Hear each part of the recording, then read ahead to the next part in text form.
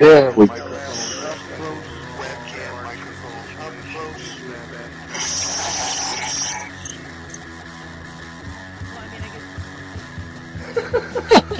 At the age of 19 in 1962, she was a... But I have the files. You know, I read this stuff at the National Archives, and I read these other things. I said to myself, how can that be possible? The brain, you know, days and the final slap of choice. I don't know when that was. It doesn't really matter. Internet, professional wrestlers, and not just a Ventura style. It doesn't matter where the information comes from as long as it's real. It doesn't. It's hard to get real information because seriously, they don't want you to have just read two sources. Whenever I try to prove out, you know, it's not. If you expect your government to tell you the truth, you're going to sadly disappoint another one of these things. Dear Lord, what a dirty old man, huh? Really? Can't be serious. Is this really want things to be? Come on. More hooker, eruptions. Eruptions, whatever. Like Dave Powers kind of... Really? Allegedly broadcast live from Pima Region 2-3 within the borders of the formerly united and currently occupied states of America. We bring you the Ochelli Effect.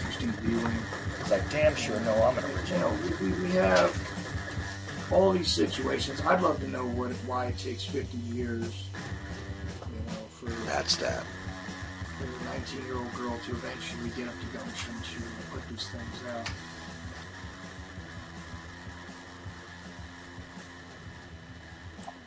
And that is that. It is Tuesday night on UCY.TV radio. This is the Ochelli Effect. I am Chuck Ochelli. Anyhow, thank you for tuning in tonight, especially if you're using your TuneIn app, your Apple iTunes stream, whatever it is you're using. If you're on the web page, if you're at ucy.tv/TOE, thank you.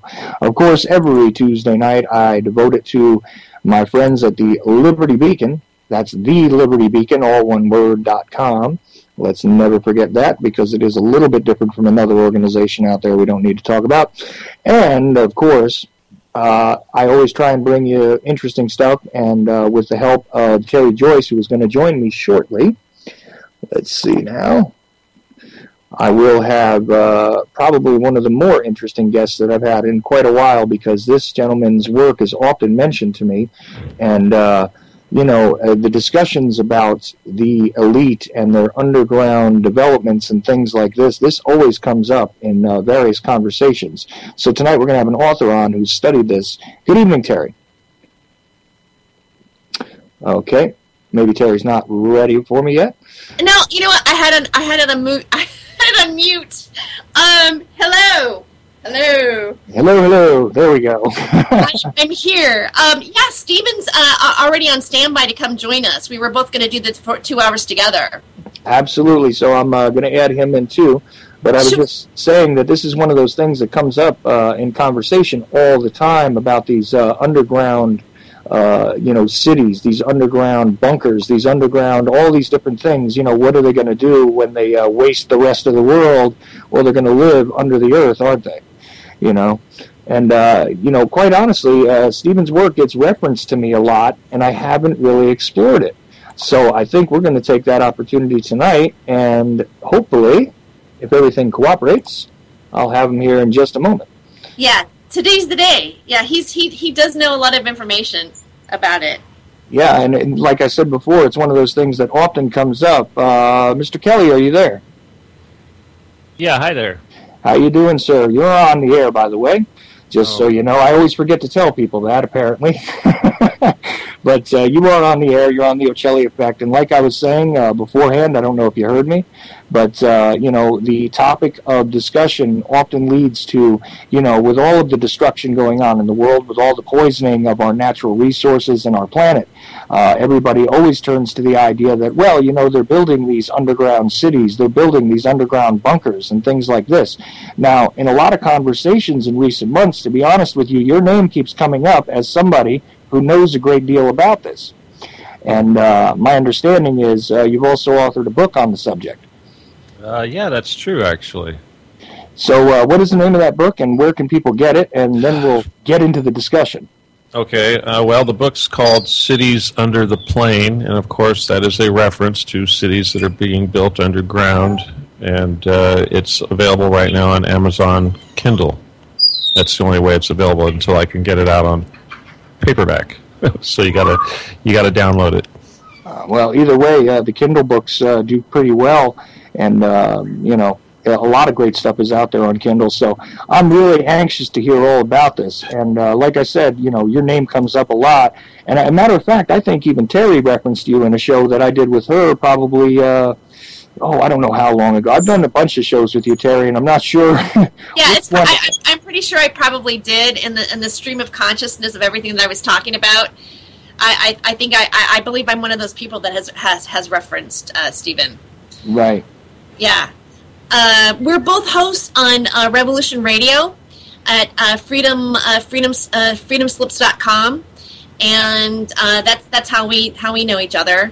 And I've been a guest on his show a few times, and he's been a guest on mine. And also, he's one of the new hosts to be part of the new site with the Liberty Beacon Media Network, as well as you too.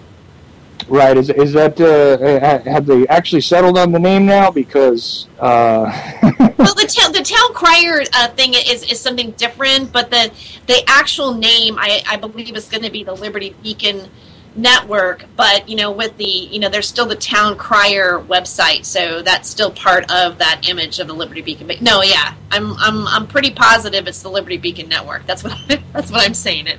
Okay, cool. Well, look, we'll let people know as it changes, right? Right. Yeah, it changes. We'll let you know, but I'm pretty sure that's it. Absolutely, and I always like to mention also that along with thelibertybeacon.com, you can also go to thefallingdarkness, all one word.com, for some very interesting articles and all kinds of stuff. Also, just in case your appetite is not exactly completely sated by all the stuff that ends up at the Liberty Beacon, which I don't know how it couldn't be, because I'm telling you the truth, I can't even read everything that's on there myself, and it's just endless, the amount of information that's being put out at this point.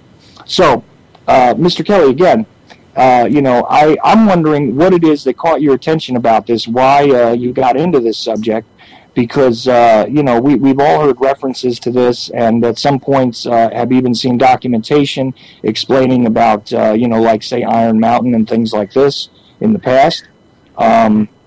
Is that what struck you, or is it something else that kind of caught your attention and brought you down that rabbit hole? I think it was more that I was dealing with these cavers, as I call them, Bilderberger Templar people, after having spent many years dealing with the NSA and the CIA. And that was just a natural progression. They were trying to recruit me into the family and get me to move into their bunker. Wow, so you were actually, and by the way, callers that are trying to reach me, I'm going to take callers in the second hour, if that's okay with everybody. Okay, so let's hold off just for now. Okay, that's great. Now, what do you mean you were dealing with the CIA and the NSA people? I mean, were they like friends and family? Were you in the NSA? What happened?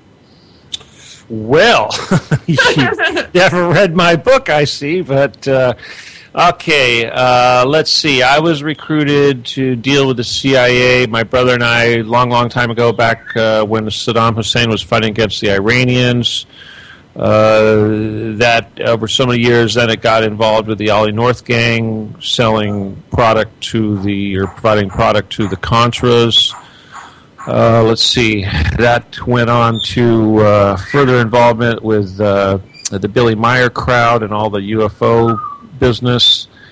And then, let's see, after that, I got my laser company, of course. I built my laser company, which was very much weapons related. And then again, of course, I got very much involved with dealing with the CIA and those guys again, because they were customers. And you never really get out of bed with them. You think you do, and you don't. Half the time, you don't even know who you're in bed with. I thought I was dealing with the CIA. It turned out to be the NSA. It wasn't until I started dealing with the CIA again many years later on another project that they told me that was actually the Ollie North gang I was working with. And it got to the point to where there was the big underground base being built underneath the Getty Museum out here in Southern California. And I got exposed to those people and became aware of the base underneath of it. And again, there was another recruiting effort going on. Pardon the bird in the background. I didn't cover her up. Grace, quiet. And that's all right. See. You know, and just so you know, I do know a little bit more information about you than I'm saying. Oh, okay, it's just a matter of I don't do this for the benefit of the audience. You know. Oh yeah. Okay. I haven't read your book entirely. I've read a piece of it though, just so you know. But the subject is fascinating, and I just think it's interesting to see how it is somebody came to begin to study a specific area. You know, actually, one of these days, if you have time, I'd love to discuss some of the Ollie North stuff that I have understanding of that you would have a better understanding of, but that's not necessarily for the air.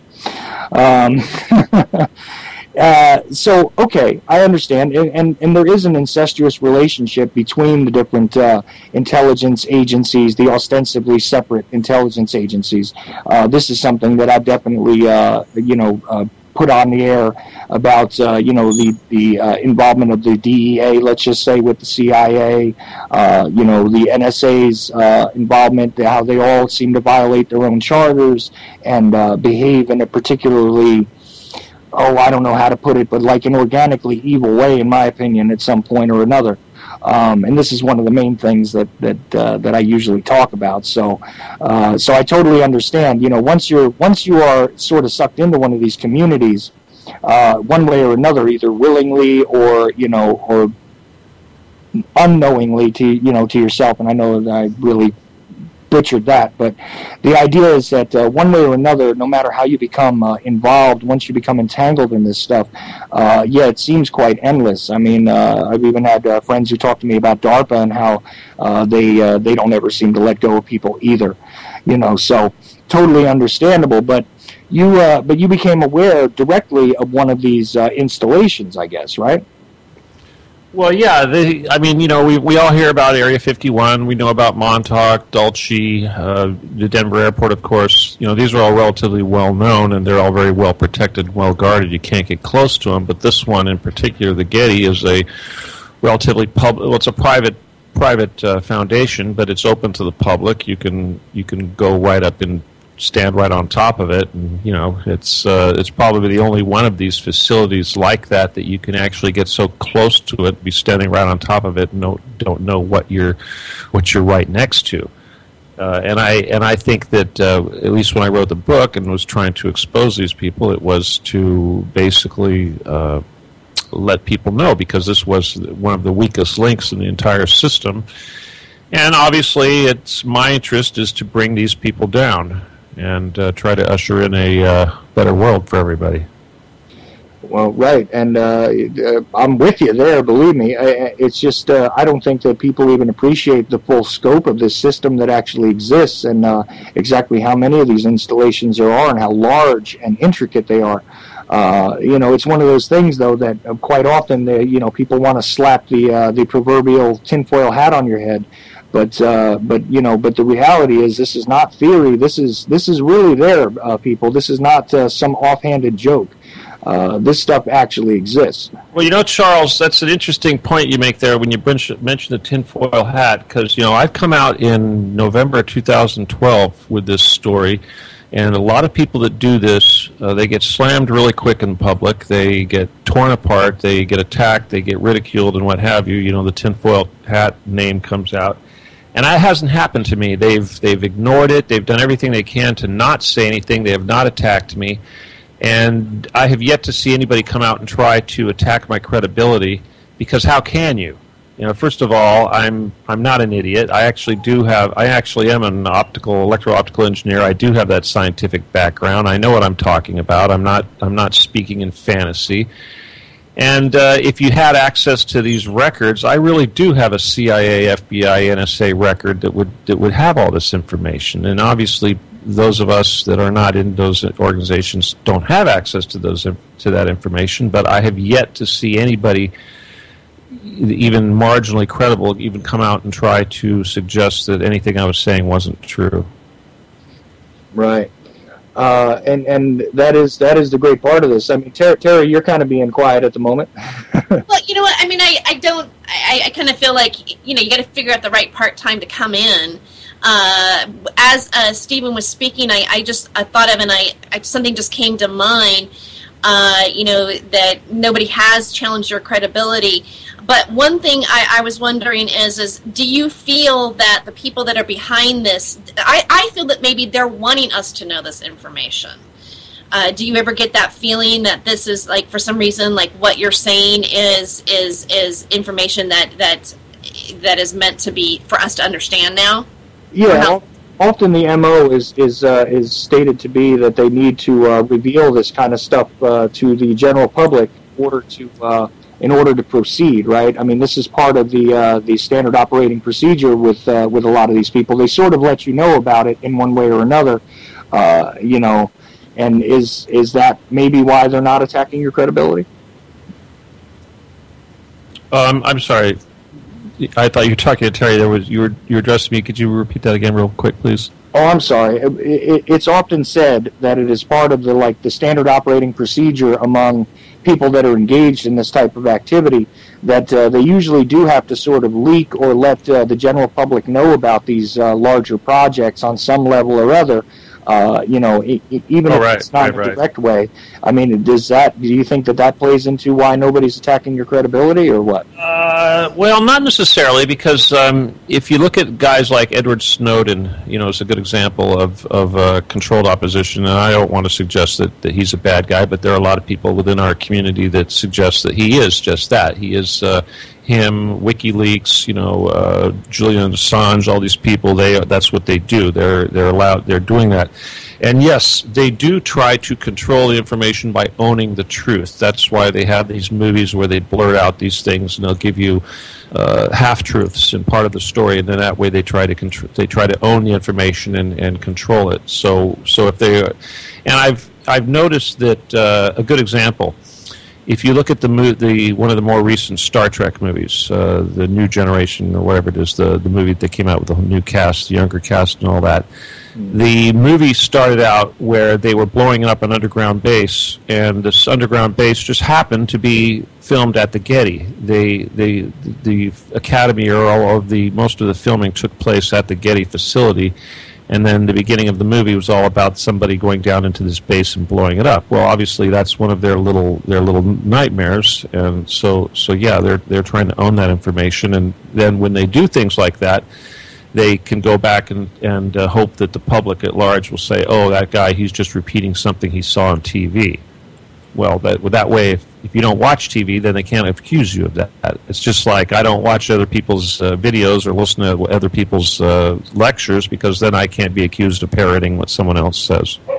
Well, right, and this is one of the designs that they have as far as sitting there trying to discredit people. Quite often, is they say, well, you've latched onto some sort of fiction, and meanwhile, the fiction has a little more truth in it than most of us would realize, right? I mean, this is one of the things that happens often, let's just say.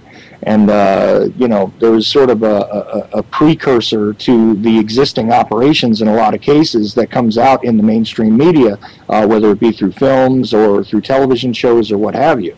So, yeah, that's definitely something. And just for the record, Snowden and all that, I find all that stuff really suspect, because most of that information is stuff that we've obtained piecemeal already, and all they're doing is confirming it, and so I don't exactly go right out on the limb and call them controlled opposition right away, but at the same time, I can see the argument for it,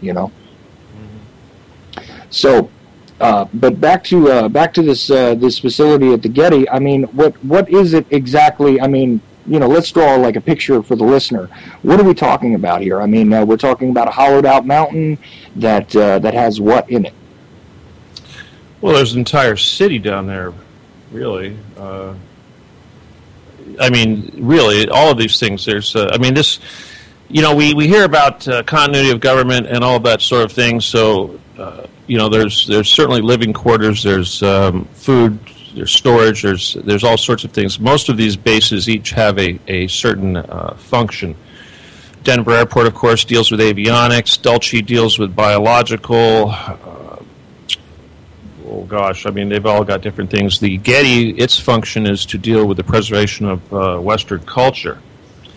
And so it's sort of like a Noah's Ark of Western culture.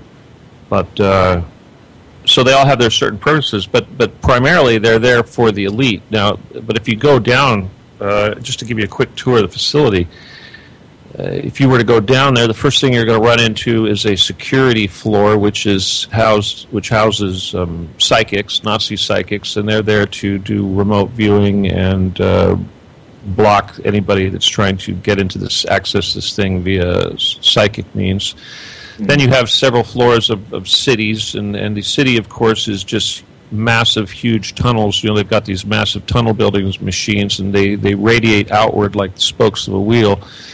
And they build into these, the several floors of whatever it is into these tunnels, and then of course you go down further. There are transportation systems that connect to all the other bases, and of course in the Getty, there's one way it goes out to Catalina Island, the other way goes out to I think it's Edwards Air Force Base is the next one on the stop.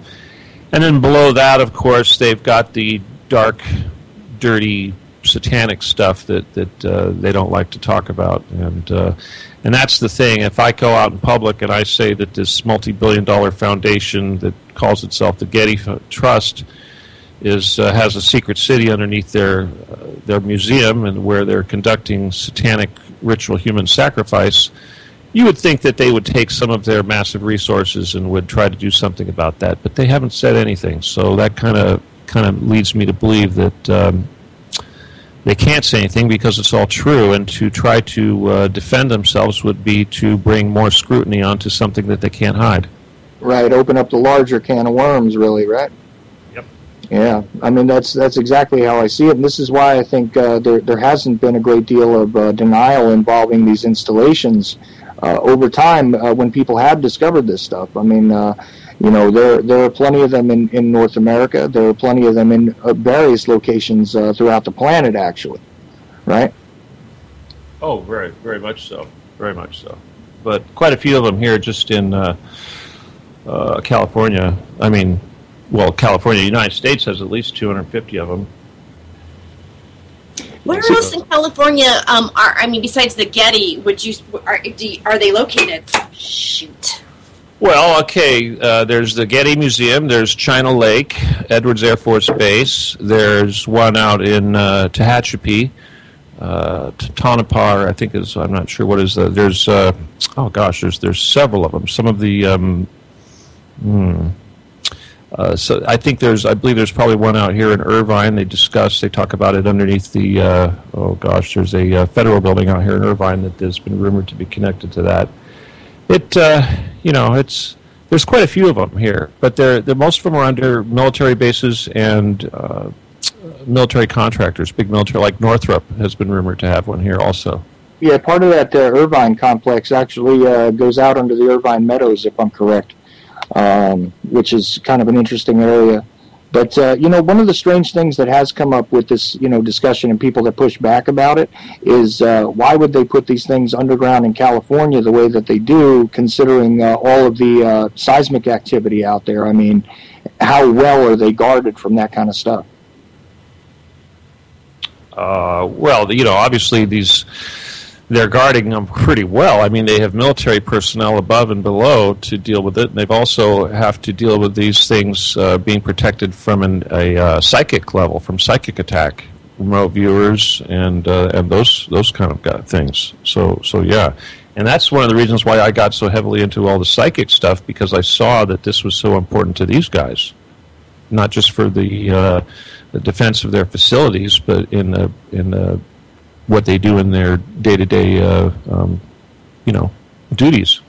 Right. The overall scheme of things, you can't dismiss the dark spiritual aspects of it, because it's very, very real to them. Whether we believe in it or not is irrelevant. They do.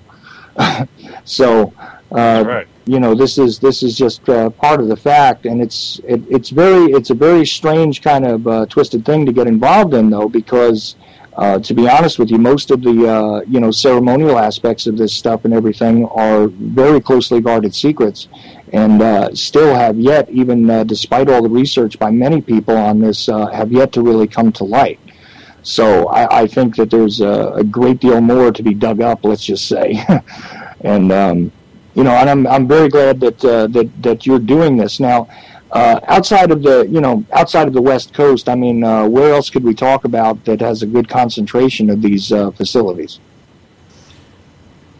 Gosh, well, they're scattered all over the United States. They tend to divide them on two sides, of course, of the Rocky Mountains for some reason, and again, the Denver airport seems to be a central hub for all of these bases. But one thing that we should mention that is kind of something that nobody really understands, it's really confusing, and that is that the power structure of these underground governments, if you will, literal underground governments, is half Nazi and half Zionist. And the East Coast, everything east of the Rockies is the Zionist half, and everything on the west of the Rockies is the Nazi half. So that's pretty hard to understand. I was confused all to hell because I thought they were all Zionist, and then when I got closer to these guys at the Getty, I found out that they were really very heavily Nazi. And then it wasn't until many, many years later that I found out that there was actually multiple, factions, if you will, within these organizations. All of these organizations have multiple factions. Even the CIA has dual factions. Oh, absolutely. There is and there is a huge difference also between the standardized continuity of government planning that came to light. Let's just say at the end of the 80s or in the mid 90s, something like that, which had to do with defensive measures and keeping the government, say, running in the event of a major problem and things like that, as opposed to what this is. Because this says, maybe it started there, a lot of it started there with that idea in mind, but has gone into something else here, right? Well, you mean as far as the continuity of government is concerned? Yeah.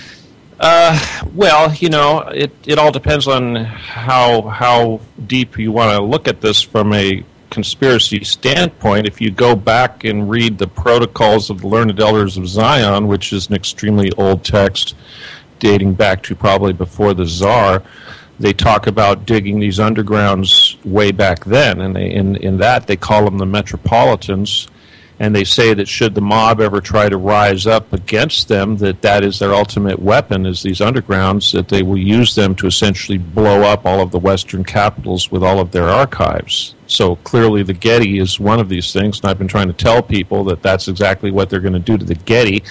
Should we ever rise up and try to access the undergrounds, they're going to blow that thing up and take with it all the art and the Vatican archives and everything else they've got stashed there. But that's exactly what they said they were going to do 100 years ago in the Protocols. So, I'm sure that's what I'm sure that each one of these undergrounds has a nuclear bomb at the entrance that they will use to basically shut the door to keep us surface dwellers from going down in there and ever rooting them out.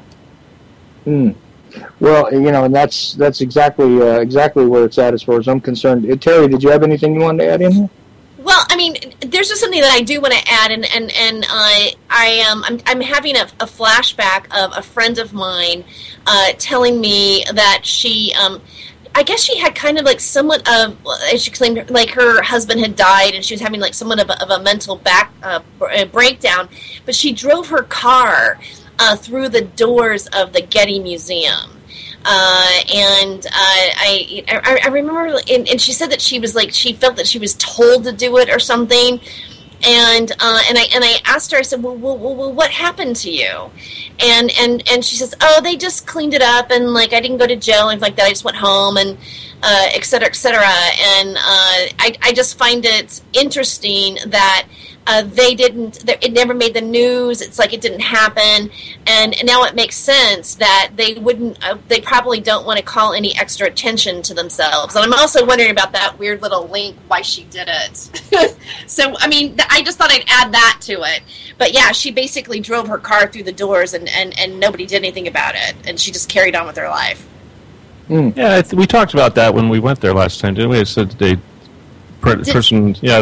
drove up the stairway or ran up the fire road and up the stairs and was screaming something about Jesus and all that. And no, I don't think she did that.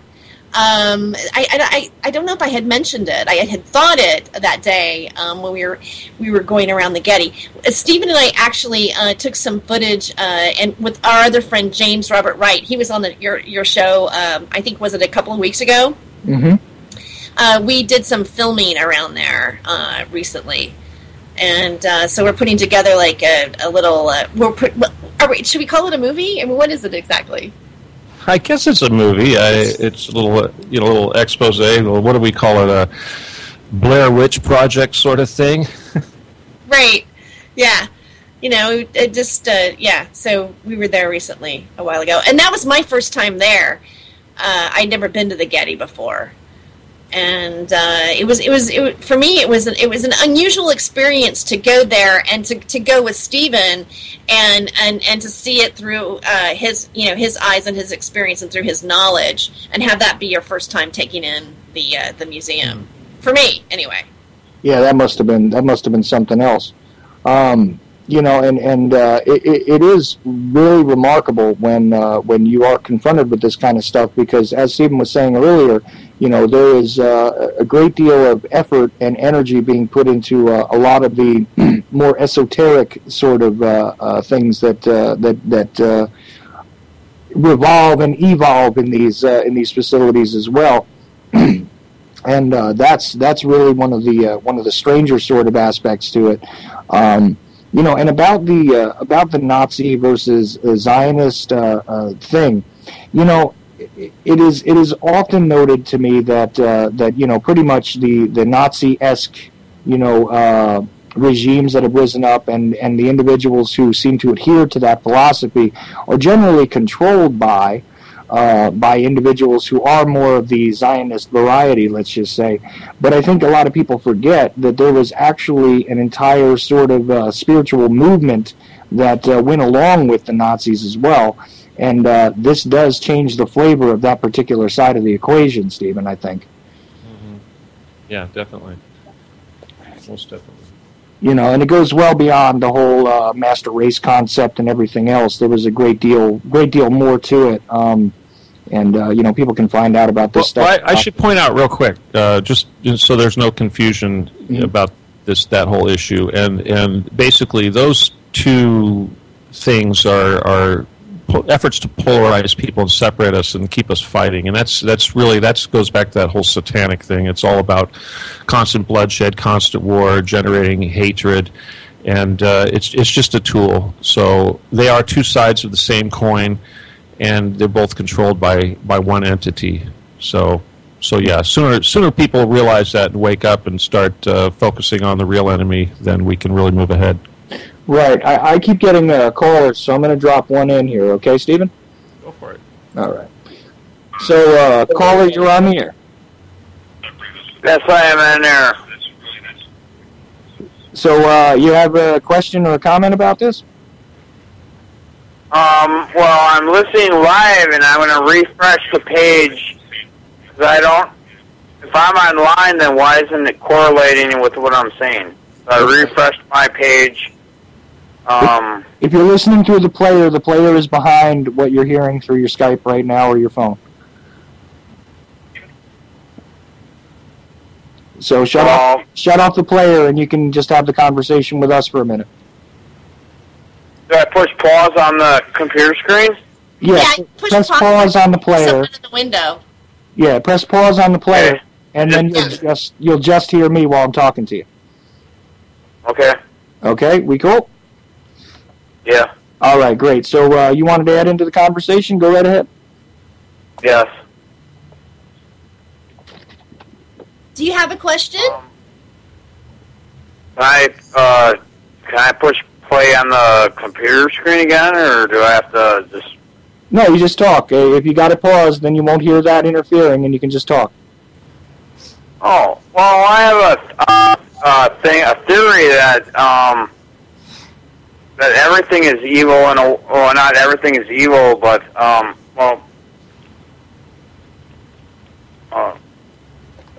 that all high civilization, all the civilization, to beat evil is to be evil.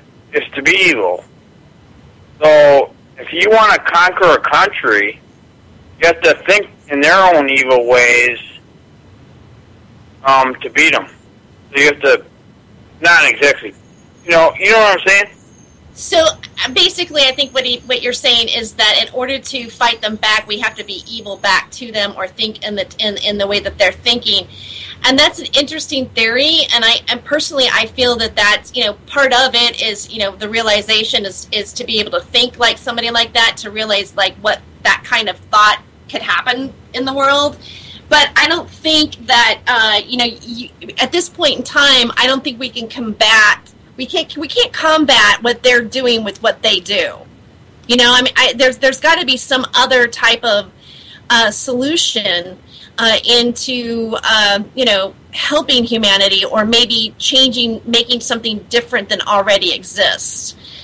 I'm probably going to sound like real new agey and be labeled a hippie, but I don't care anymore. I really feel that it's time that we start to care about each other and come together energetically differently. You can't fight. You can't bring war and expect peace from it. I don't know. Like right now, this is Stephen's life. He's basically revealing his truth and sharing it with people. And then I think at some point, as collectively, perhaps there's a way to deal with this. I don't know. How do you feel about that, Stephen? Now that we know that this is what's happening, that the Zionists and the Nazis are working together, and this is a huge deception.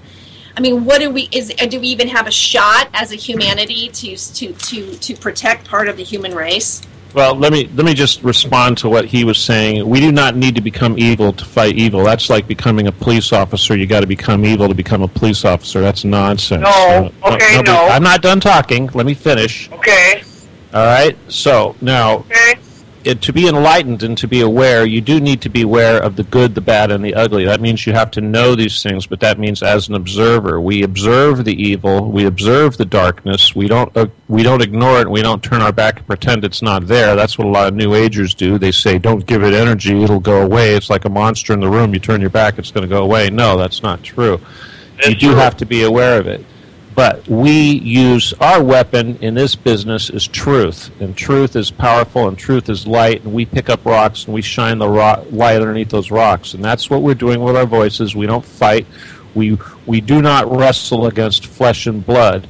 We use our words and our information and our truth, and that is our weapon, and that's how we fight this battle. Right, and changing the consciousness of the overall mass of people is really the goal here, because they are completely outnumbered. And the reality is this, that those of us who are attempting to just enlighten other people are definitely making waves. And this is what, in the end, I think will change things. To try and stand up, say shoulder to shoulder and deal with things, directly, and become evil and destructive and all of that, I don't think that's the proper response. At least that's not the way I'm going to conduct my life. So I absolutely agree with you. But go ahead, caller. You're going to respond to that? I'm just saying, you must have the same mind. You must have the same mind of the enemy to defeat it. You must be able to think the same way as they think to defeat it. Is that true?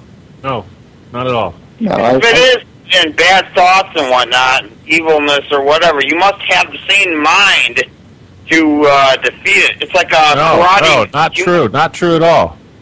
You must have the same. It's a karate match. Repeating it is not going to make it true.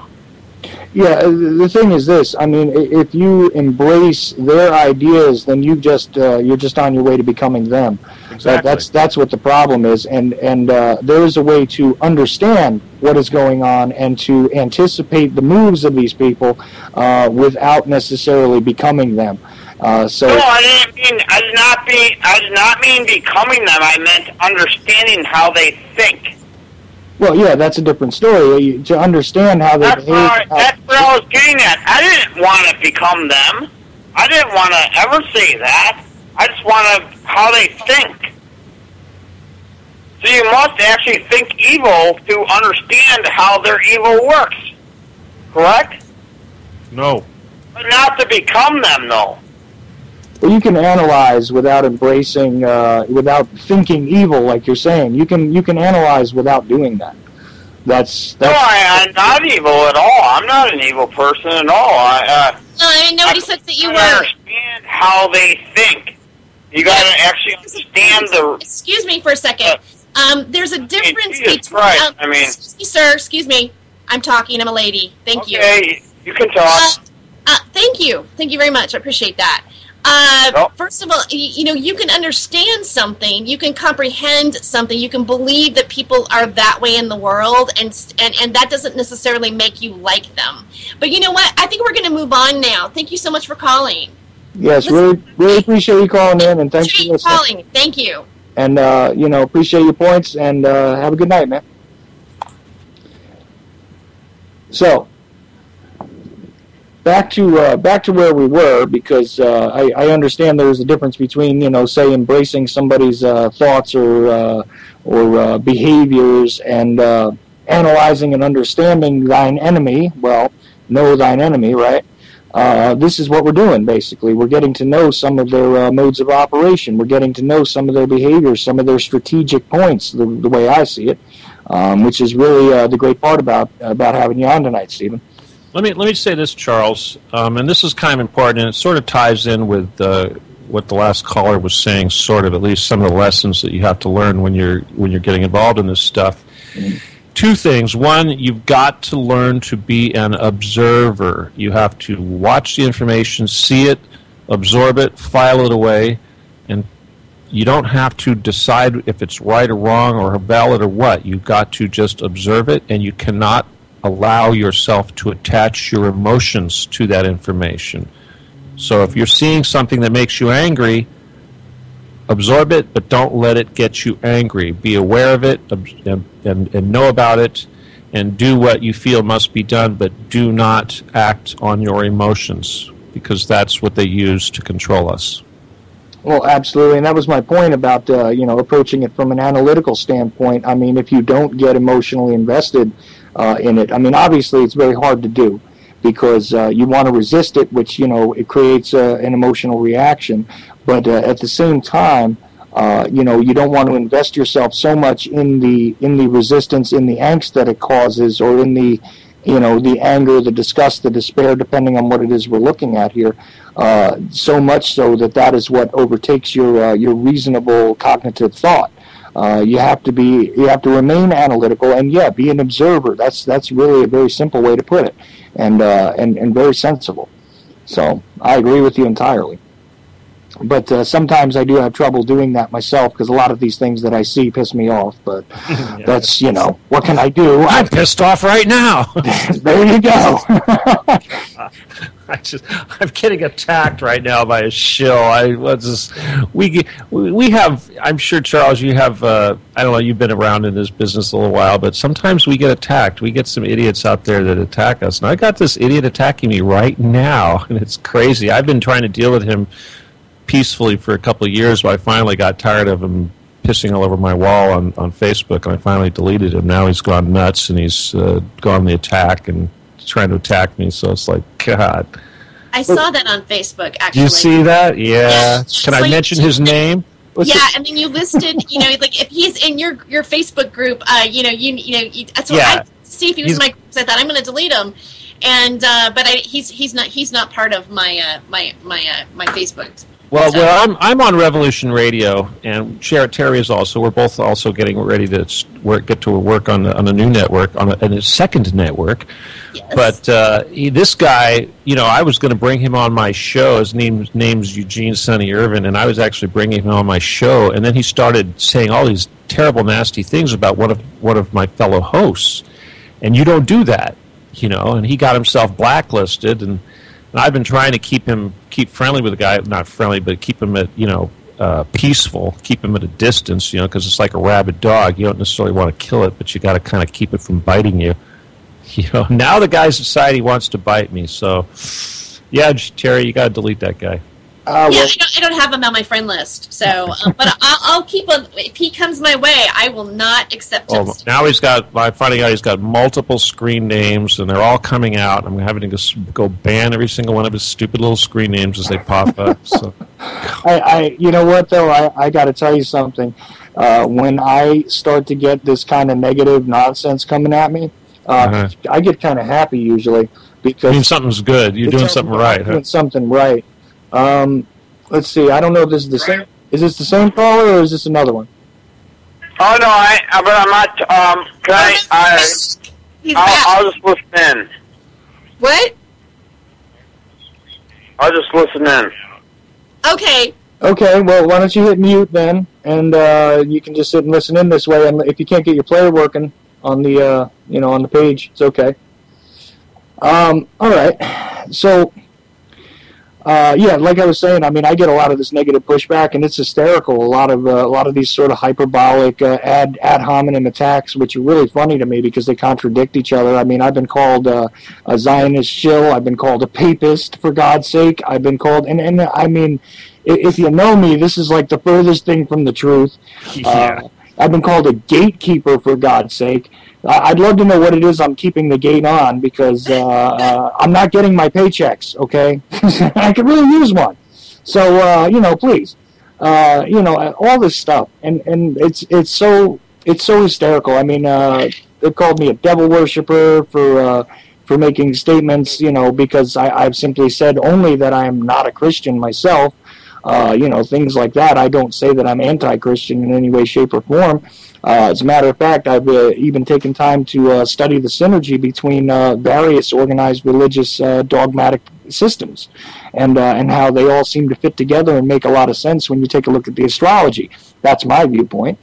That doesn't seem very devil worshipy to me, but to some people apparently it does. But I always know that at least I'm doing something right, and I'm evoking a reaction, which is a good thing as far as I'm concerned, Stephen. So, you have the one guy. I actually have a guy on Facebook that bothers me every now and then too, and I haven't cut him off because he doesn't do stuff publicly. He just sends me nasty little private messages. So I let him go at it though, and kind of get a laugh every now and then out of it. Yeah, well, it's discouraging, but there's this. That's one of the things, though, when you're, we get a lot of listeners and we have a lot of fans and people follow us and automatically people assume that you got to have a big ego to get that. And not saying there's anything wrong with having an ego, but when you are trying to advance your spirituality and your psychic abilities, that's one of the first things that you have to control is that ego. And when you get into this business, especially like on the radio, and I'm not, Terry, of course, is not, I'm not suggesting that she has, I mean, my God, she's a stand-up comedian. She knows what I'm talking about. But you run into a lot of egos in this yes. business. And it seems like when the people that like to stand on the soapboxes really like to stand on those soapboxes and really like people to hear what they say. And that's great. There's nothing wrong with that. We all should support each other and network our information. But there are some people out there that just really like to hear their voices and really think that their message is the only one that matters. And even what's really bad is when you've got somebody that, and I'm not saying this is really bad, but someone who just, they're so passionate about what they have to say, but they're so, their charisma is so in the negative that they just can't get people to listen to them. And usually that's because of there's some flaw in their energy, You know, I mean, if you've got it going on, usually people will be, it's like moths to a flame. You're not going to have to really, you know, work that hard to get people to approach you. But if you are having to work that hard, there's probably something wrong. And this guy, I'd post something on Facebook and I'd get, you know, every spam my responses or, you know, trying to coattail on, you know, if you have 5,000 friends on Facebook and someone thinks, well, I want those 5,000 people to hear everything I have to say. Go get your own fans, you know, do your own thing. If your message, what I try to tell people in this business especially is that rather than attack somebody else's message or that messenger, just have a better message. If you don't like someone's message, have a better message. And people will go away from the other source and they will come to you. And the power of your message will be all you need. Oh, precisely. So I want to get back to to more of these interesting details, though. I mean, some of the stuff that you've discovered, through your own experiences and your own research afterwards. I'm assuming. What do you think are some very big points that you think are often overlooked by people who discuss this in a very sort of cursory manner? Well, I guess if you were to try to narrow down a bunch of things, a bunch of ideas to shock, I mean, it's really pretty simple. The first rule of the universe is you have to choose between service to self and service to others. Okay, that's the whole universe is divided into two sides, STO and STS. And in this level that we're on right now, this reality that we're on right now, we're approaching a very important time period where we have to make that choice of whether or not we want to choose service to self or service to others.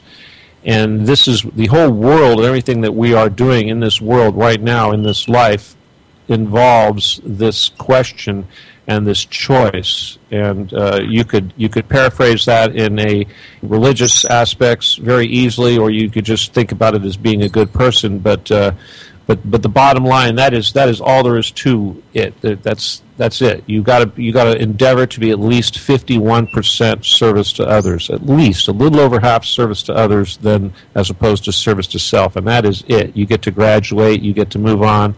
You get to live the good life. If you don't do that, if you want to be the rich man in the eye of the needle and all that, and be totally focused on yourself, like so many of the Illuminati types and these guys, you're going to be stuck here. You're never going to go anywhere. You're going to have a negative timeline, and you will not graduate to the next level.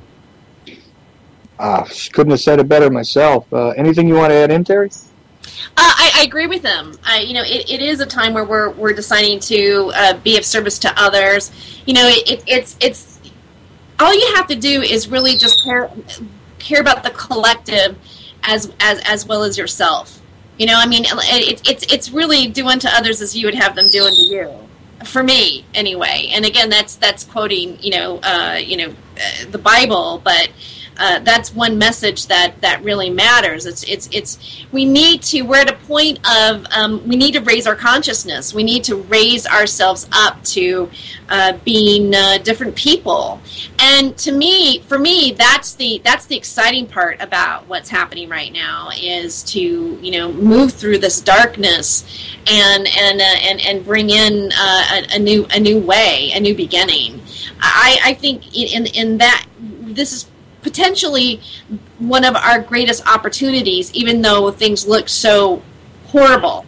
And so that's what I wanted to add to it. Well, right, and I mean, and I stress all the time that the more that we maintain fighting with one another, the more that we're allowing ourselves to be controlled by the divide and conquer strategies of these elites. This is counterproductive. This is exactly what it is we don't want to do.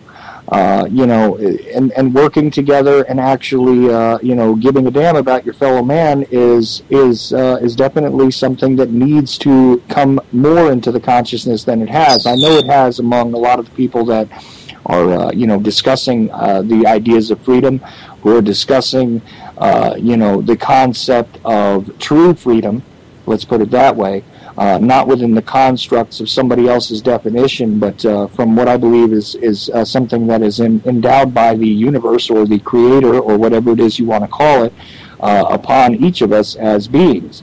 We all have the capacity to be free. It's just that we need to relearn that, I believe. So now, Stephen, I'm so fixated on these details. I know, and I know it's probably going to be annoying, but I'm wondering about what else you've discovered about it besides the large machinery. I mean, these are all self-contained facilities, and all of that, and they're also interconnected. Do you have any idea what it is they're using to connect them? Well, they've got these nuclear-powered tunnel boring machines that are, about 100 foot in diameter at least. They're huge, and they can bore about 7 miles a day, and they've been running these things for 50 years. So so their tunnels are everywhere. You can imagine. I mean, 7 miles a day. That's a lot of tunnel building. Well, right. I mean, you're looking at 2,200 miles a year, in length at least, and you're saying, 7 years at least they've been running them? Oh my gosh, no! They've been digging these things since Roswell. Wow! I mean, yeah, they've been working on this for 50 years. And the other thing that they've been doing, which is a little crazy, but a lot of this stuff is crazy, and that is they've been screwing with the timeline. And basically stretching it out. They've been trying to cram 300 years of human man-hours into essentially 50 years. And this is why our technology appears to be increasing at an exponential rate, is because that's why. And they're doing this, they did this basically using alien technology to try to prepare for a so-called invasion that they were expecting, that they were alerted to when they made that treaty with the Greys back in 1957 or whatever it was. Well, what do you have to say to people that say the entire alien agenda is really just a distraction, and it's just one of these fabrications meant to keep people in fear with a more esoteric style boogeyman, as opposed to dealing with say the USSR or the war on terror or whatever else. For those who don't believe that those are real, this is more of a control mechanism to keep people willing accomplices in this kind of stuff. All right, well, again, if you get back to that two sides thing, we've got the service to self and service to others. Again, the whole universe is divided in these two camps. So half of the aliens are STO, half of the aliens are STS. The STS aliens are the bad guys. Those are the Greys, those are the reptoids. They're the ones that are dealing with us. The good guys, the Pleiadians, the human aliens, which are the service to other aliens, they don't touch us. They do not interfere. They have that, like Star Trek directive, non-interference policy. And they are at war with the service to self entities. This is that's your Star Wars, that's your Empire and your Rebels. But this has been going on for much, much longer than humans have been in existence here on Earth. Earth has been through many, many, many epochs. This battle has been going on much longer. So again, as an observer, people need to not worry about any of that stuff. It's not about fear, but it is about preparing yourself, and you do need to start serving others, including animals and lower life forms and what have you around you. Sorry about the dog. And that's really all there is to it. So, again, if you start to prepare yourself and to grow yourself energetically, you are going to be dealing with all these things anyway. Like we talked about, I said you had to deal with ego. Well, you also have to deal with fear. So we all have to get over the fear of death. We all have to get rid of these man-made fear programs that we're having foisted on us. And the sooner we do that, the sooner we can graduate. Well, I'm speaking for 1 second. Okay. What about chemtrails? Does anybody figure out chemtrails? Please tell me right now. What does he want to know? Chemtrails. Yes, they're evil, they're bad, they're real, they're crap pouring out of planes. It's not jet exhaust. Yes, it is meant to control you. It's meant to do all sorts of things. It's meant to poison us, poison the earth, change the environment, make the environment more conducive to dealing with aliens. It also is a tool involved with the war because it works in conjunction with the scalar weapons that they use against these so-called good guy aliens that are coming here to fight against the bad guy aliens that are running the earth. So it has many functions in the role of the New World Order. Also interconnected with the with the GMO stuff because Monsanto is turning around and patenting things that grow in aluminum-rich soil, which is something that is produced by them quite often. And I still say that the full scale of what is actually being sprayed on us, this raid for humans that we're dealing with, is still not known entirely. But anybody who denies their existence is somebody who just is walking around with their eyes shut. So. I still know people that deny it. It's amazing to me.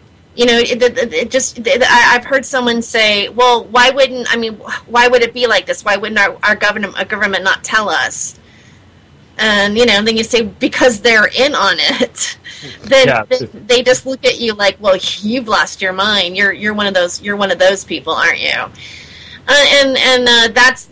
That's the social attack that you face. But then again, you got to wonder, well, do I really care about this anymore? I mean, you talk about fear, Stephen, and part of it is I think having like not having fear of what other people are going to think about what you're saying.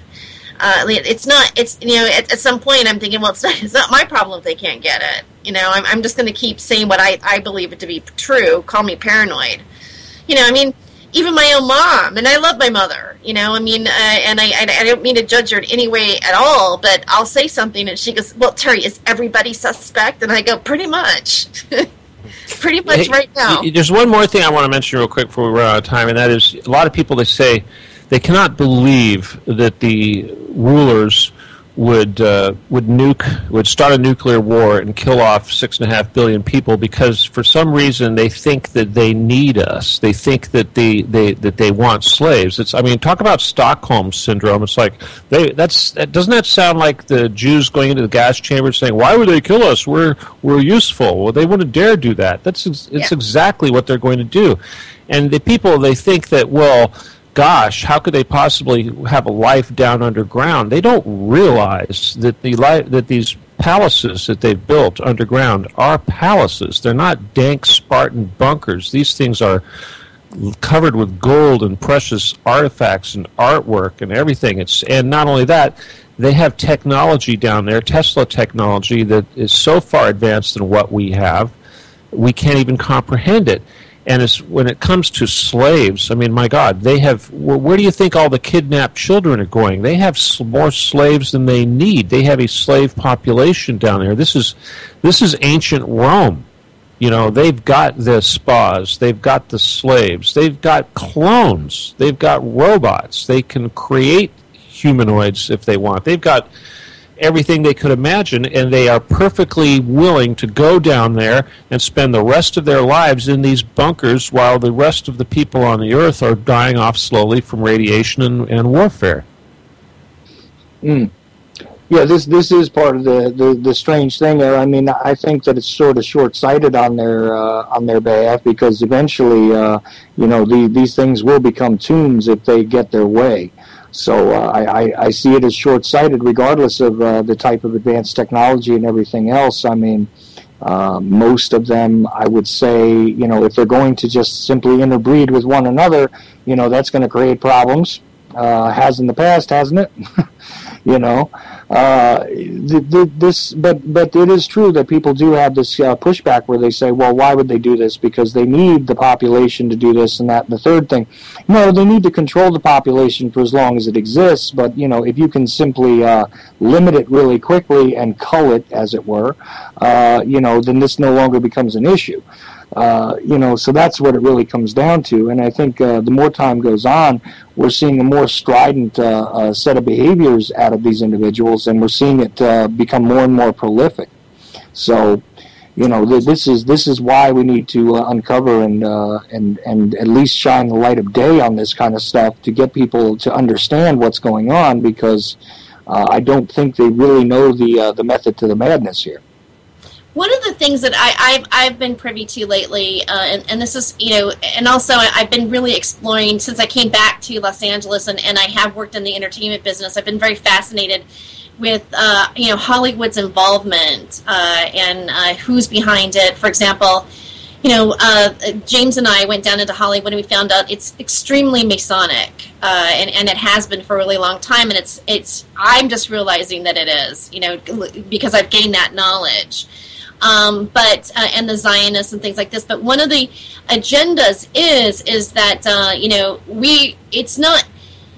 we're not going to have, some people believe, or the agenda is not to have the human race be the way the human race is right now. That they're upgrading us, or there's a new type of prototype of a human that's being created.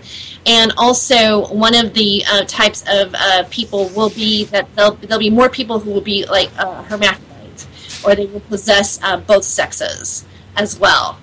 And I don't know. I mean, I was told this, and it makes somewhat sense to me. I don't know if they're going to get away with it, if that's the only way that the planet can be populated in the future.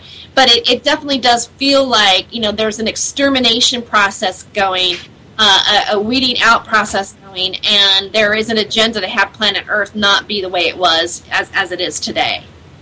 All right, and this is part of the much larger scientific construct, which, of course, the chemtrails, as the caller mentioned, is part of. The fact that the cancer rate is skyrocketing as it is across the planet, the idea that these so-called new diseases are taking hold and everything else, the genetically modified organisms in the food and everything else, this is all part of the same agenda. But I think that part of this, it was also addressed not too long ago, because I finally got to see that movie Transcendence. I think that part of their idea here is that they'll be able to achieve, immortality, essentially, in one way or another. I mean, people have different viewpoints on how this will occur, but look, if I'm immortal, what do I care what happens to the rest of everybody else, This is sort of one of the messages I took from that. Of course, there was all kinds of weird little messages in that movie, and I don't even have time for that tonight. And we do have almost another hour left, Stephen, by the way. So okay, all right. No problem. I actually do 2 hours, and it's really stream of consciousness, as you're finding out. And I try to address as many different things as I can, especially when I have a really a fascinating guy like yourself on. I like to kind of pick your brain a little bit and see how you see things, and also get the specific information out there as well about your work. So, can I talk about one thing for a second? Sure, what else? I want people to talk about chemtrails. Okay, this is okay. Bringing us to death. And I appreciate that, and I have said before that I really have not gotten somebody on who has the expertise to discuss this with me for 2 hours. And Dane Wheaton or Mattis Moonstar. Yeah, I tried to make contact, let's put it that way, with Wigginton, and he hasn't answered me. So even though he's on the same network as me, it doesn't necessarily mean he talks to me, and I would love to have him on. So you know what? If you feel like it, go right ahead and contact him and tell him that he would be a more than welcome guest on my show, and I'd love to go over this with him for 2 hours. Yeah, part of UCY.TV. I'm going to interrupt here for a second. Thank you. Yeah. Yes. Go ahead. Okay. I wanted that guy to go away. I'm sorry that he can't do his computer right, but you said that he can listen if he didn't interrupt, and he's interrupting. He's being a distraction. So that's really what I wanted to say. I don't mean to sound like I'm pushy, here. But no, it's no problem, Terry. You know what? He's called in before and brought up the same point to me, and he's right. I would love to do a chemtrail show, but I really have not found the right guest to do it with. Well, Charles, I'm perfectly qualified to talk about chemtrails. It's funny he mentioned little Madison Moonstar. She's a one-trick pony. I'm very familiar with her. She's all about the chemtrails. But there's a lot more to the world than chemtrails, and if you want to talk about chemtrails, you really do need to have a much broader perspective too, because it's just one little facet, and that's the problem with this industry, is that we focus on these little itty-bitty facets and we don't see the forest, right? We're too busy staring at one tree all day. Well, exactly. That's why I try and interact with as many different people out there as I can, because I know that my own viewpoints about things become pretty narrow because of my studies for a long time, And this is one of the things that I don't want to do. I don't mind focusing for 2 hours on a specific subject, but again, I'm more of a stream of consciousness guy, so we go all around the map on my show. That's just the way it is. But again, I would be more than happy. I mean, if you wanted to do 2 hours with me on chemtrails and we could just discuss it step by step and give people a 101, I'd be more than thrilled to do that, Stephen. But I think you summed it up pretty well with what you said in response to it the first time you brought it up. Yeah, well, there is a lot of stuff, and the thing about the chemtrails is that they can change the recipe, and the thing is about the chemtrails is, with any subject that we could discuss, is there's multiple angles to any one of these. It's like discussing 9/11 or one of these events, a false flag event. People will argue over certain details, and they don't get the big picture. With chemtrails, yes, it's geoengineering. Yes, it's rat poison. Yes, it's GMO. Yes, it's fighting aliens. Yeah, it's all these things and then some. Right. But we don't want to argue about what it is and what it isn't, because that's the problem. Is so many people try to focus on certain aspects of it, and they're not digging for the larger ramifications. It's kind of like the whole alien issue. People are always talking about disclosure. But to me, they're like dogs yapping at a car. Yes, they are. They see the car. They're aware of the car. They can smell it. They can bark at it. They don't like it. But do they understand how the car was built and how the materials that went into making that car were refined and created, and all the technology and all the culture and all the various little ramifications and human characteristics and the entire history of car making? That's kind of the same thing when you talk about advanced subjects like this. You got to really separate yourself from your earthly plane and look at this from far, far away and become an observer with no emotional attachment. And don't think of it as I'm a human and they're trying to poison me. You've got to look at all the aspects of what it is that they're trying to do and what their motives are for doing this. And this is something that most humans just struggle to even try to do. Well, right. And another point that I brought up on the anniversary of 9/11 this year was that, and I caution people. I did this on a couple of different shows. I caution them because I spent a long time in the JFK research community, and the infighting and the nonsense that has gone on there and the disinformation that has been allowed to float at this point has been so counterproductive that, in reality, no justice has been achieved regarding that situation, JFK, mind you, and I'm watching the 9/11 Truth Movement do the same thing, and I'm trying to caution them about it. I participated in that some, but I spent a long time on the JFK thing, and believe me, I can tell you firsthand, it does you no good to sit here and really argue over the details most of the time. It's best to have your facts in order, that's true, but to sit there and argue over, who's really responsible and who was pulling the strings in a lot of cases does us no good when we don't have the real salient proof to present our cases. And it just ends up being a bunch of squabbling among people who actually had an original intent to find the truth, and I can't give a better example about that. And if the best that we can muster still at this point is, what's his name said pull it and all this other stuff, if that's the best you can do, then really you need to go back and actually start to dig again. And it may not all be found on the internet, ladies and gentlemen. You might actually have to talk to people, have to actually look at documents, have to actually look at evidence and things like this in order to get even the hint of the truth to begin with. And all this stuff is for multifaceted purposes, whether it be the chemtrails or one of these events, one of these fear-based programming kind of situations that, continues to proliferate, like the war on terror. I've made plenty of commentary about this ISIS nonsense, about how, what are we going to do? We're going to arm another enemy of our enemy. Isn't this exactly the same, old story being reread once again? I think my paperback is starting to get worn, okay? This is not the real issue at this point.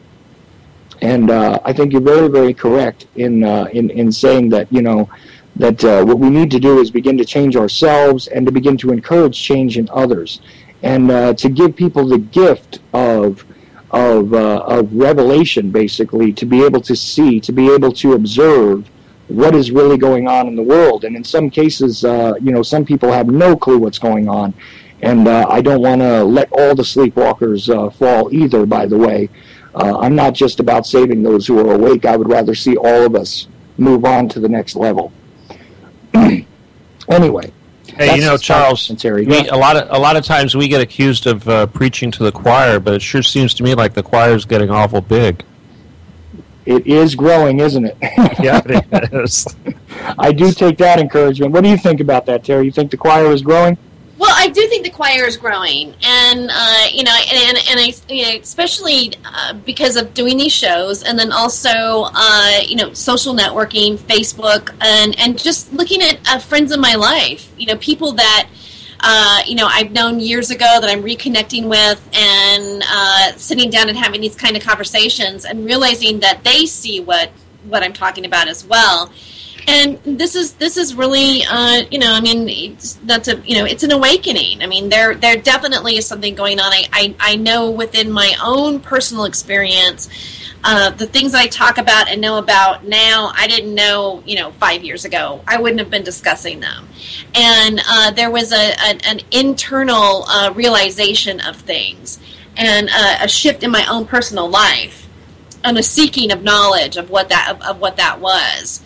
And is, and then deciding to do something about it, to participate in it, and realize that this is it. This is part of. I mean, we're on that big change, and again, I'm excited about it. I feel that what's happening right now is positive. I'm viewing it as being positive, and if we're all creators of our reality.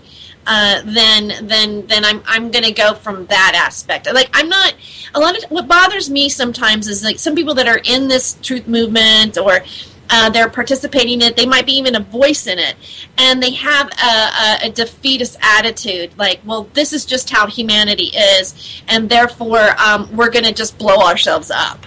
Or they've got the chemtrails and they've got the FEMA camps, so let's just make peace with our maker and realize that we're all dying. Now, I'm not doing a show. I'm not sitting here with you guys or doing anything I'm doing because I think that we're not gonna. There isn't something to do about it. That there isn't a raising of ourselves, even if it's a shift within ourselves. There's something positive that's coming out of this. I'm not here for the demise or to perpetuate it. Well said. Well said. So, Stephen, I don't know what else you want to add in here, but I'm really curious to hear what else we could talk about regarding your focus topic or any others, because I mean I'm sure that you actually have expertise in a lot of areas. So by all means, whatever's on your mind, go right ahead. Well, Charles, thank you for that. Terry, thank you. I'll tell you, even though my background was CIA, NSA, aliens, and undergrounds, and all these crazy stuff and esoteric stuff. I focus right now on what's going on in the world, current events, not necessarily things that would fall into the conspiracy theory type stuff. But right now, obviously, information and teaching is our most noble endeavor that we can do. But if I had to take every opportunity I got to shout out a message, I would say, no World War III, don't listen to Obama, forget about ISIS, they created it, Russia is not invading the Ukraine, we are the bad guys, no World War III, no attacking Russia, no attacking Syria, and that would be my message. Stay out of Syria, stay out of the Ukraine, do not let these bastards in the United Nations and the European Union and NATO and the USA start World War III and try to destroy Russia. And because right now we're going down, BRICS is taking over, the American petrodollar is dying, it's not our fault, it's just the way it is. If you want to blame somebody, blame the Rothschilds for stealing all the money on earth. That's why we're fighting over pennies. That's why we're all poor and struggling, is because the Rothschilds have stolen all the money. Now that they have stolen all the money and they are down to picking the gold out of our teeth, they really don't care about us, and that is why they're ready to push the button and kill us. And if you do not believe that the United States and Obama and these people are trying to start World War III and kill off 6.5 billion people, you're not paying attention. And if you don't like that little bit of reality, you need to get up and start screaming about it, because if you don't, you're going to get what you deserve, and the only people that are going to be able to stop this Armageddon from coming is us, and that's why every day we have to take advantage of the opportunity to speak our truth and to try to do what we can to stop this momentum that is building to push us into this Armageddon that's coming very soon.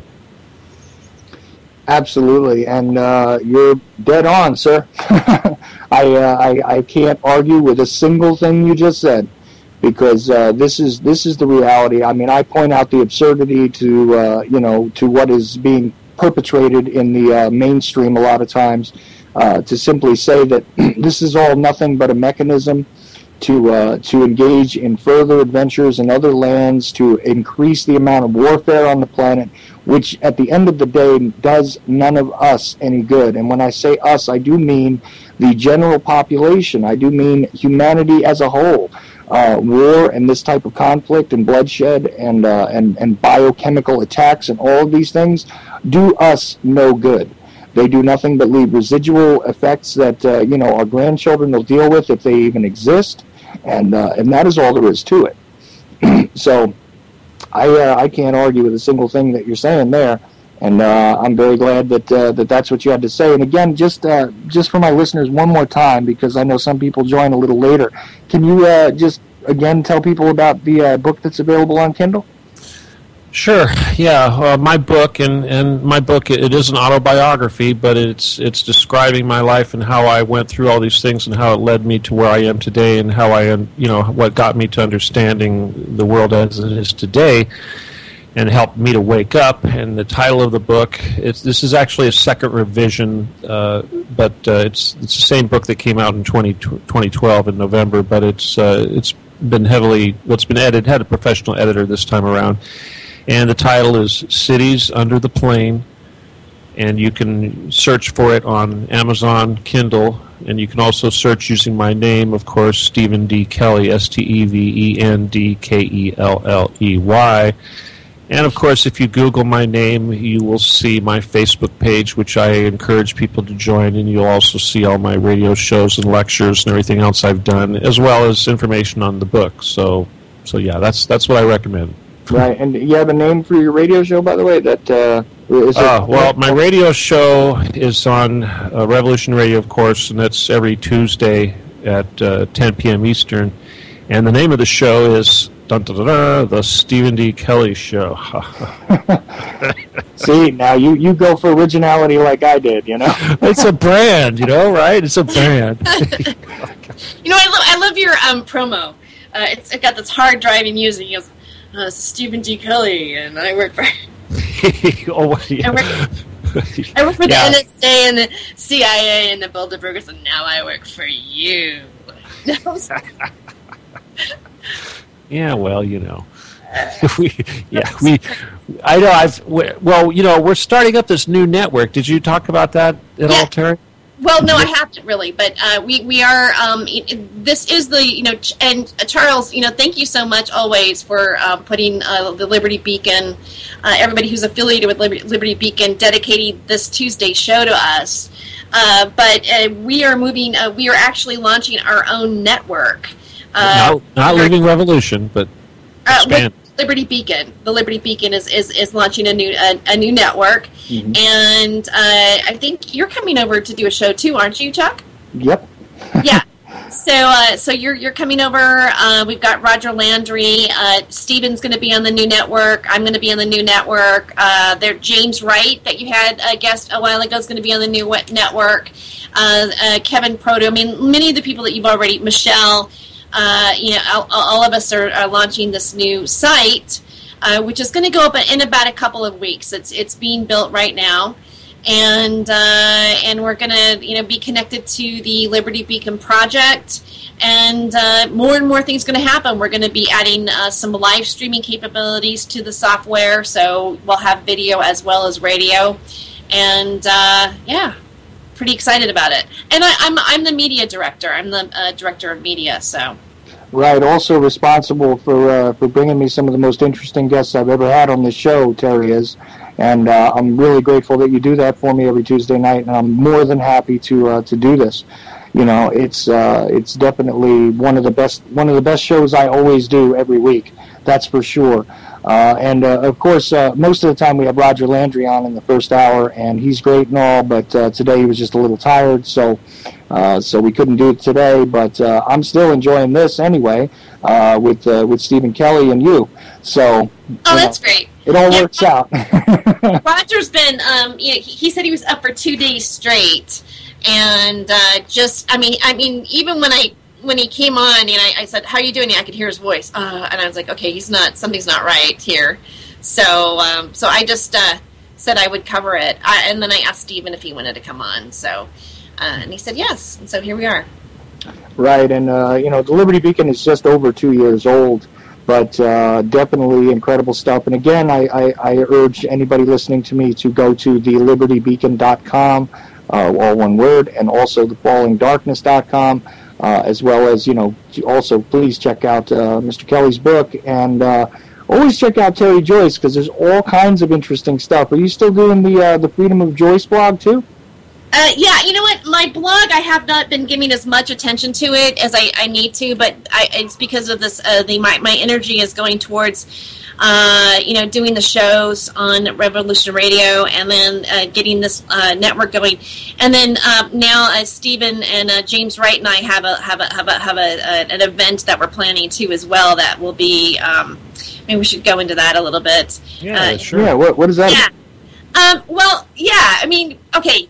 I had a party at my house on Saturday with some of the Revolution Radio people, and we just started to brainstorm on some stuff. I'm working with a guy named Buddy Plant, who, his message is very much, of course, about marijuana and legalization, and I know him from that.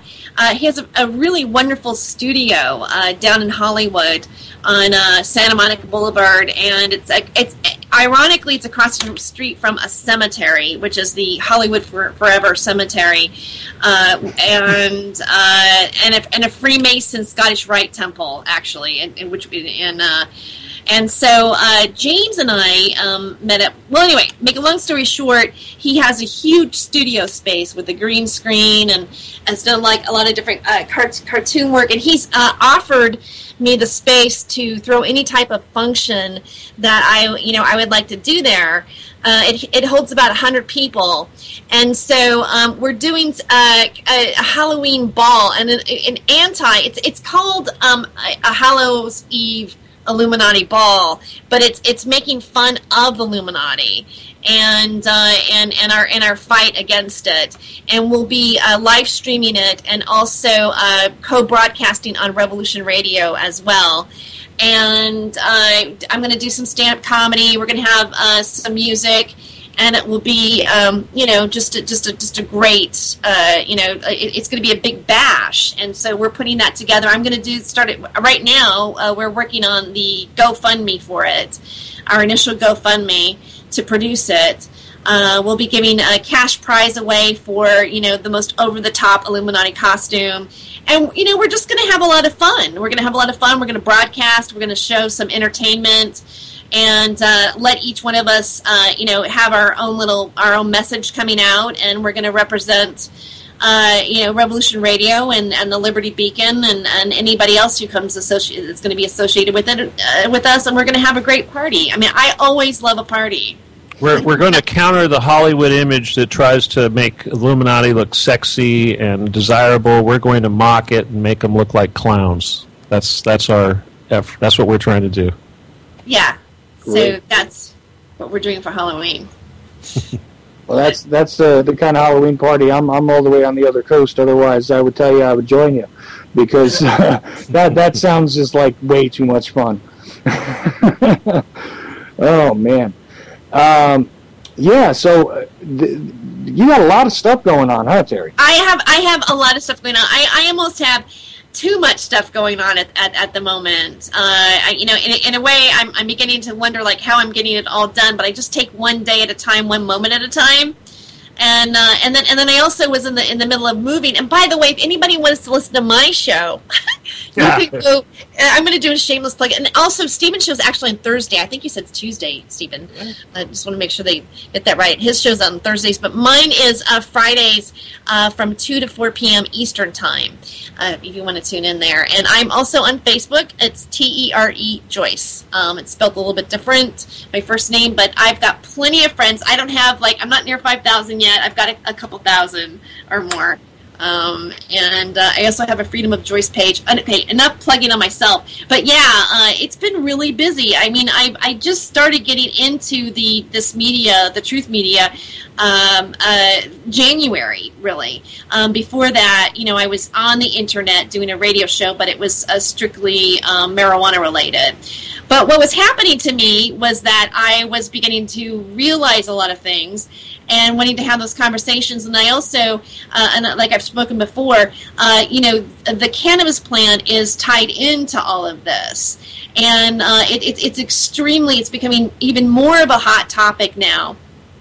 And I feel like I like being that bridge of saying, hey, you know what, this is just the octopus to the rest of the machine that's going on here.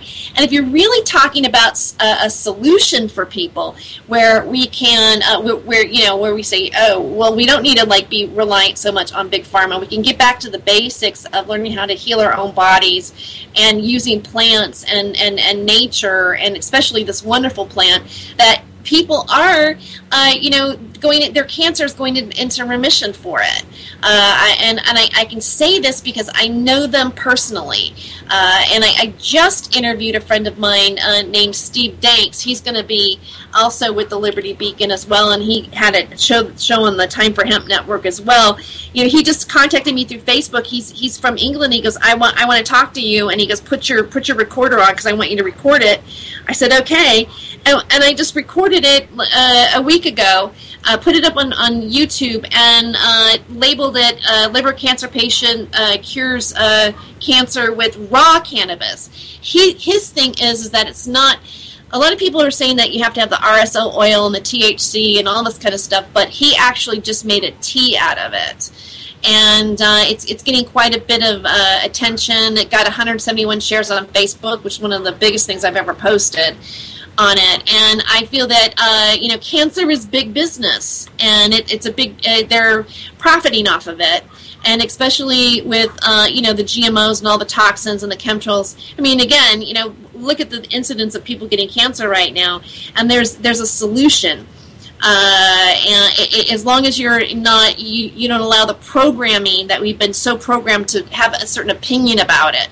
There's such a stigma still today. I mean, even, you throw a party, okay, let's say, and you have people who want to smoke marijuana there, and there's this feeling about, well, are the people that don't smoke marijuana going to be okay about us smoking marijuana? But then again, it's perfectly okay to take out this toxic alcohol and get, just drunk and crazy and stupid. That's totally socially acceptable and endorsed, which again, I'm thinking that that's just part of the agenda as well, because that's another way of killing us off. The main thing I think is this is a wonderful plant. If it even if it changes you psychologically for a moment, and if our mind is the creator of our reality, then that's the key. That's the positive aspect of it as well. Totally different effect on your brain. Anyways, not to do a big pitch on marijuana, but it is related to the oil companies. It is related to everything that's out there. It was taken out and made illegal on purpose, so that. And we should mention also, Terry, that in reference to that last caller and the chemtrail issue, is that it will help to decalcify your pineal gland, and it will help to defeat all that mind control programming that we're being subjected to. Yes.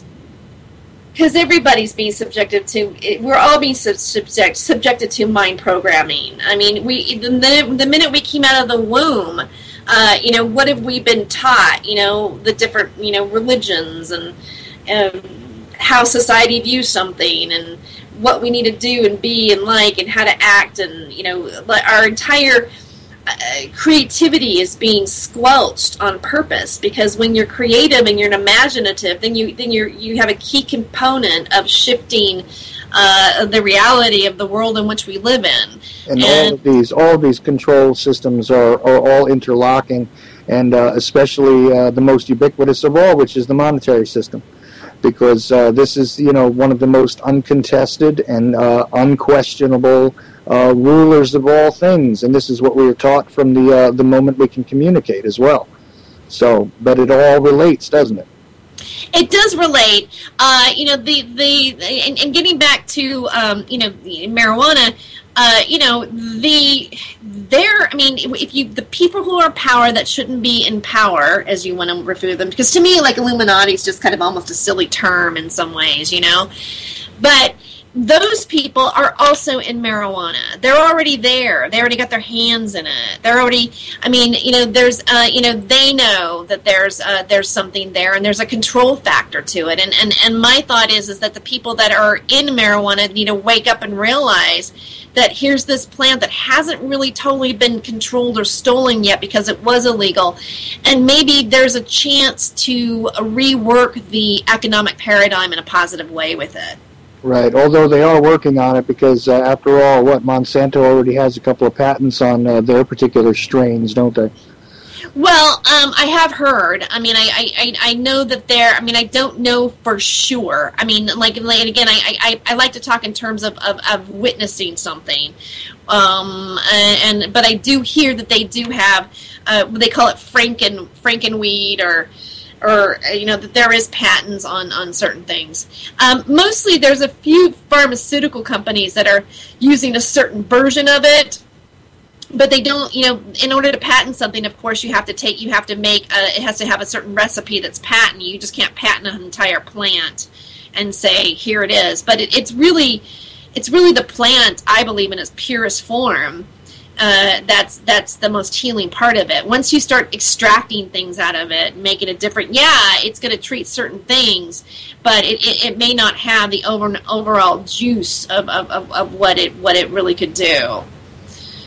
Hey guys, you bring up an interesting point, and of course this gets to Monsanto and all of these evils, but if we were to scream about something, and screaming is definitely something that everybody needs to start doing, but one of the things we should be screaming about is the whole patent system and this concept of putting a patent on life forms. That should be incredibly illegal. As soon as the Supreme Court made it legal for the issuing of patents on life forms, that screwed everything. Now we've got the biological GMO animals, GMO food, GMO crops, GMO pot, everything else. So the source of the problem isn't Monsanto; it's the patent department. If you change those laws and banned any patents on life forms or life in general, this would all go away immediately. Well, because the corporate interests have pretty much bought every single possible governing body that could restrain them at this point.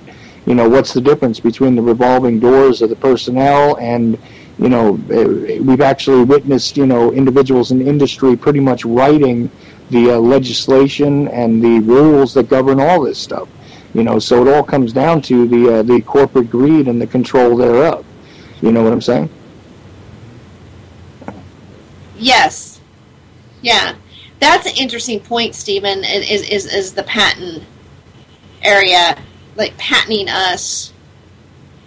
Yeah, definitely a place to change. But definitely. Yeah. But people do need to scream. We have a lot of, you have listeners, we have, and we're doing this. We're getting out, we're sticking our necks out, we're lending our voices to the world and saying all these controversial things and trying to impress these ideas upon people. But everybody needs to do this. Like I said, this World War III that we're trying to stop, if you're not out there screaming, if you're not getting passionate about this stuff, this is the only chance you've got left to do that. There's nothing more important. Whatever program you've got to watch on TV or whatever it is that you're planning for some vacation, or you can't wait for that football game next Sunday, whatever the hell it is, it's absolutely meaningless. If you want to have a future and you want to see your children grow up to be old and have a good future and help, have a decent life, you better start getting active, and you better start screaming now and doing it as loud as possible. And I don't mean go out in the streets with guns and start shooting people, but I mean getting out there and making noise and making sure that there is nobody left in this country that is willing to cooperate with these evil, illegal things that are going on in the world. Like the war in Syria, we were very effective in stopping the last time Obama wanted to try to bomb Syria about a year ago. And here they went and created this ISIS thing, and now we got to scream and try to stop it again. Only now this time, now we're also trying to stop World War III from breaking out in the Ukraine. So it's getting harder and harder for us to stamp out all these little fires that these idiots, these arsonists keep setting all over the place. And we need more people to get out there and help us to stamp out these fires and to try to keep these psychopaths under control. Right, and if you're not speaking out, and you don't find some level of disgust with the situation, I don't know what to tell you. If you can't see that this is going to benefit no one among us, okay, among the rest of us, among the useless eaters, let's just say, okay, if you don't realize that that's the reality here, I don't know what to tell you. It's just come down to, open your eyes and understand that that this type of, global system, which is now in place and is, propagating these types of wars and these types of mechanisms, all for profit, all for someone else's gain. At the end of the day, there's just a lot of people that wind up getting killed. There's a lot of populations that are decimated, a lot of areas of the world that are rendered useless because of these things. And it's only going to increase if we don't resist it. So this is a key issue. Yeah, it definitely is. Stephen, what is it about Syria that it seems that our government wants so bad? Well, there's a couple things. First of all, they cannot. They need to remove Syria before they can get into Iran, and Syria is just one of the dominoes that they need to take out. And it's one of the last countries out there that has a non-Rothschild-controlled central bank.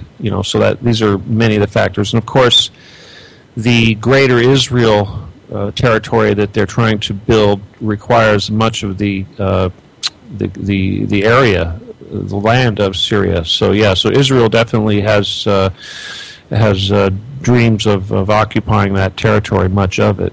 And this has been one of the plums for a long time. I recall even in the 80s that Syria was part of the conversation regarding, the Middle East and how it was going to become a problem in the future, et cetera, et cetera.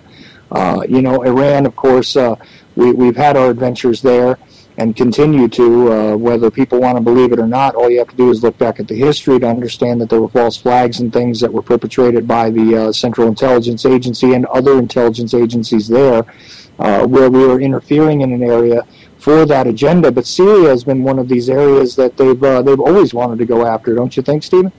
Oh, for sure. They've been after Assad for a long time. And clearly, we are definitely the attack dog for Israel at this point, and it's Islamophobia, whatever you want to call it. There's many factors at play, but whatever you want to say about Assad, what happens in that country, I don't live there. Many leaders of countries have done cruel things to people living inside those countries. I can't argue with that. But at the same time, when we try to act like his country, he wasn't elected properly and what have you. I mean, 87%, I think, of the vote went to him. There were other people, and they have a large turnout. It's not like here in the United States where we're lucky if 40% of the people turn out to actually vote, and then half of the votes are for people who are dead or illegal or people who voted multiple times. I mean, we're about as the most corrupt as any banana republic I've ever seen, and yet we complain about legal elections in other countries. A great example of that is NATO right now is complaining about Crimea and Novorossiya, the eastern part of the country, eastern Ukraine, and saying that their elections and their referendums to split with the fascist junta in Kiev is somehow illegal, when we spent $5 billion to go in there and destroy a legitimately democratically elected government, to install a fascist, Zionist, Nazi junta, which is really strange, where people are starting to get used to the idea of Zionist Nazis. It's a really crazy concept, but there it is right in front of your face. Mm-hmm. And where does NATO get off complaining about Crimean people voting to become part of Russia when they can go in there and spend all this money to overthrow a legitimately elected government and install an oligarch that's 100 times worse than the oligarch that was there before? Yeah, and it's, again, the same old story, right? I mean, we have this constant habit, actually, usually through the vehicles of our intelligence assets, let's just say, to begin with, but then sometimes militarily interfering and creating coups d'etats in so many different countries. I don't even have a count on the amount of overthrown governments that you could relate directly to the actions of United States assets over just my lifetime. It's amazing to me that people don't see this, and it's amazing that when people do actually legitimately vote, and again, a good point, our own system, when it comes to representing ourselves, via the vote, is so corrupt and so ridiculous and so much a misrepresentation of the actual population at this point. And that's not even getting into the whole manipulation of the counts and everything else. But hey, let's take that into account too. We actually have a system of elections here that doesn't even pass the test regarding international standards anymore, regarding what would be a fair and reasonable election. So, again, hello, pot, here's the kettle. I do believe you're both black. Okay. The hypocrisy is monumental, huh? Absolutely. Absolutely. Anything you want to add in there, Terry? You know what? I was listening to you guys, but I did have a slight distraction. My kitty cat came up and was all loving. So. I had to go feed the cat too while you guys were talking. I had to go pull some food out of the refrigerator and take care of my kitty that has missing teeth that needs a special diet. Oh, kitty. See, I got two dogs and a baby over here, so. Yeah, how's your baby? Frankie's doing well. He's getting big. He's still got that really aware look on his face, which I'm still struck by, to be honest with you, because I had two other children, the youngest of which is 11, and, they didn't quite come out of into the world with that very aware look on their faces, so he makes me feel hopeful whenever I look at him, and he's doing pretty well. And, that's great. Well, they I've heard, they say that the children that are born now, they are surpassed. I mean, they are aware coming in. That's I don't know. They've got the multi-stranded DNA going on. Yeah. It definitely seems that way, and I think it helps that the only shot he's gotten so far is the vitamin K. So that's where I've gone with that, because they kind of snuck that one in on me in the hospital. Couldn't help it, but no Hep B, none of this other nonsense. He's not going to get the MMR. Forget it. So I'm not going to allow them to become brain damaged by this stuff. Anyway, we are down to about the last 10 minutes. So I just wanted to give each of you an opportunity to get in, your last words, let's just say, before my obnoxious bumper kicks in and cuts us off. So, by all means, Stephen, I don't know if there's anything you wanted to say to sort of sum up this conversation. Wow. Okay, get out and get involved. Talk to your friends. Talk to your neighbors. Don't be afraid. If they don't want to listen to you, get used to it, because that's the way it is when you wake up. You're going to find that there are some people that just will not listen and will not wake up. Don't get upset. That comes with the territory. Move on to the next person. This is the most noble thing that we can do in this life, is to try to spread the word, share what you learn as much as you can, and share what you've learned, and serve others as much as you can. Absolutely, and I think it's also worth noting, don't be discouraged again, because sometimes you plant seeds in someone's mind. They may not wake up right away, but they may take that little bit of information and it might sit in there and sort of vacillate around a bit, and they might get to it later and turn around and come back to you and tell you, you were kind of right about this stuff, and I didn't realize some of the stuff that you were saying that I was resistant to is actually part of the reality around me. That is something else that has happened, and I've noted it myself. So I'm sure you agree with that as well, Stephen. Oh, yeah, for sure, definitely. So, Terry, anything you wanted to say, before we get to the end here? Well, my thought is just to remember, this is what I'm working on, and it helps, is to remember to be about love, be loving, be kind, have fun. Remember to keep finding your fun and your joy, and laughter, and there's that other aspect of ourselves, and that's just as important to help everything else out. I think that's kind of our way out of it in some ways, is to remember that, the lighter side of ourselves as well. So that's my little bit of advice, is to take whatever it is that you like to do that brings you joy, even if it's like making a cup of tea, or looking at the sky, or your pets, or people that are in your life, that we're all connected, we're all in this together, and not everybody is bad. And not everybody is out to do the other person in so they can get ahead and win a $100,000 development deal in a reality show.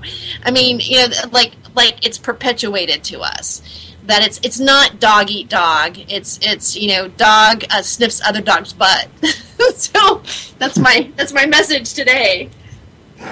Well, that's great, and I always say this too, and I don't know if I've ever said this on the air, because everybody always talks about not seeing the forest for the trees, or not seeing the trees for the forest, or what have you. But here's the thing to remember: don't lose sight of yourself as well.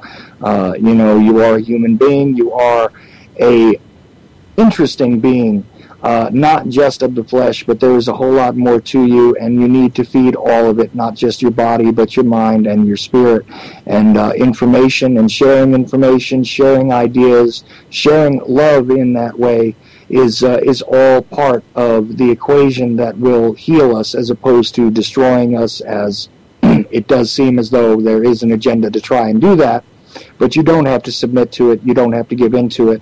And slavery is not an option if you are an awake human being. It's that simple. And one way or another, these control mechanisms do not have to be the only thing in your life. Even if you do all the research and you spend your time understanding the evils of the world, it does not mean that you have to embrace it, that you have to allow it to overtake yourself. You still have to be the person that you are intended to be, and that is what you see, what you desire, what you can envision for yourself. And always it is best to embrace love as opposed to fear. And that is all that I can say about that. But I want to thank you guys for coming on tonight. And as usual, I think we had a really interesting discussion on Tuesday. I love doing this for the Liberty Beacon. Again, thelibertybeacon.com, all one word. thefallingdarkness.com, all one word. And of course, check out Mr. Kelly's book, because I'm very sure that you'll learn some specifics about all of that stuff that we often mention that you might not be aware of. And as he said, it's an autobiography, which I always find autobiographies interesting, because hearing what someone has to say about their own experiences is a whole lot more valuable than someone discussing their theoretical beliefs about the system and about the way things are, and so on and so forth. Plus, of course, Terry Joyce, I can't thank you enough for bringing people onto my show, for keeping me hooked in with all of this, because it has been a really wonderful experience, and I'm really, really glad to have met you. I've said that various times, and we've done a lot of other shows with Terry before, which you can find on the SoundCloud if you just look for Chuck Ochelli on the SoundCloud. I store my shows up there, some of my music too, and a few other things. And I'm really glad that everybody who decided to listen, and even my caller friend there who seems to be quite stuck on the chemtrails, I want to thank you for listening too, buddy, because at some point I will get to a focused show on that. But please do remember that, to put it in context, man, it's not the most important issue. None of these issues in reality are the most important issue.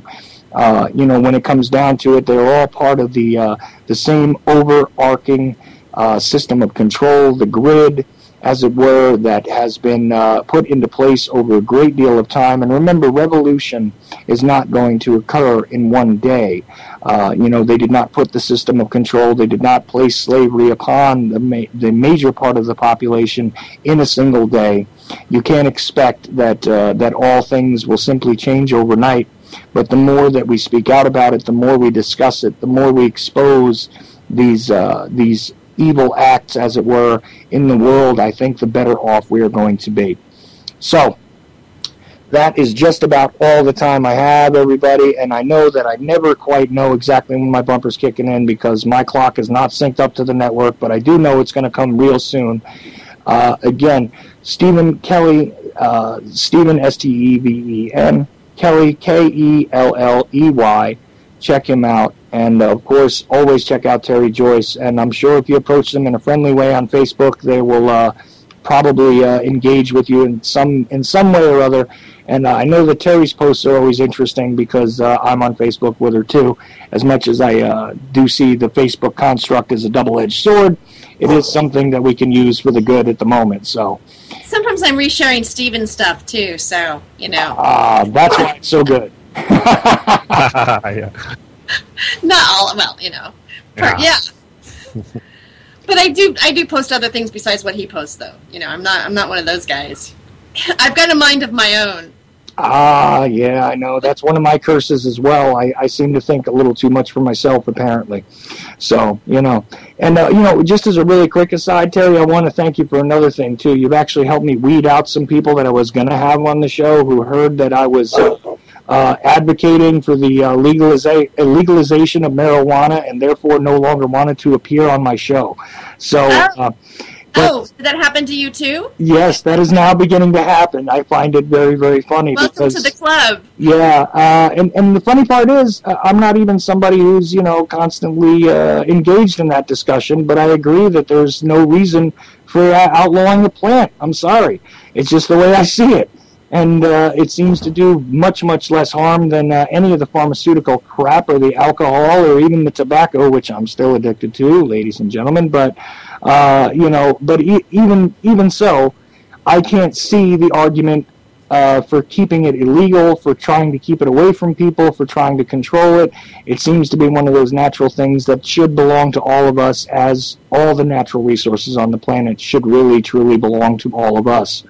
But that's just my editorial, and you don't want to be on my show because of it? Oh, well. Yeah, I've resorted to that too.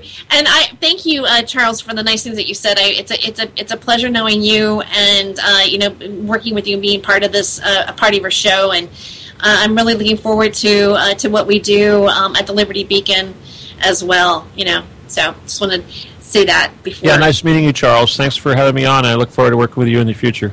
Oh, absolutely, Stephen. I really do want to get you to myself for a little bit and talk to you about a few things. I'm telling you, man, because I know we could have an even more interesting conversation. This was sort of like an introductory thing, but I know if we get into some specifics, we could go into a lot of strange areas.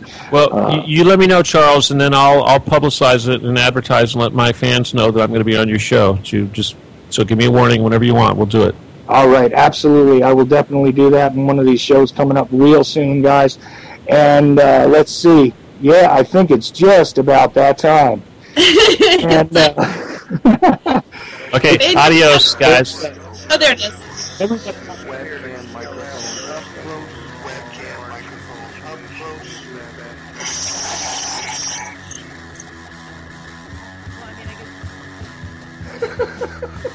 At the age of 19 in 1962, she was But I have the files. I read this stuff at the National Archives, and I read these other things. I said to myself, how can that be possible? The brain, days and the final slap of choice. I don't know what that was. Internet, professional wrestlers, and not Jesse Ventura style. It doesn't matter whether the cartoon comes from, as long as it's real. It's hard to get real information because seriously, they don't want you to have just reads to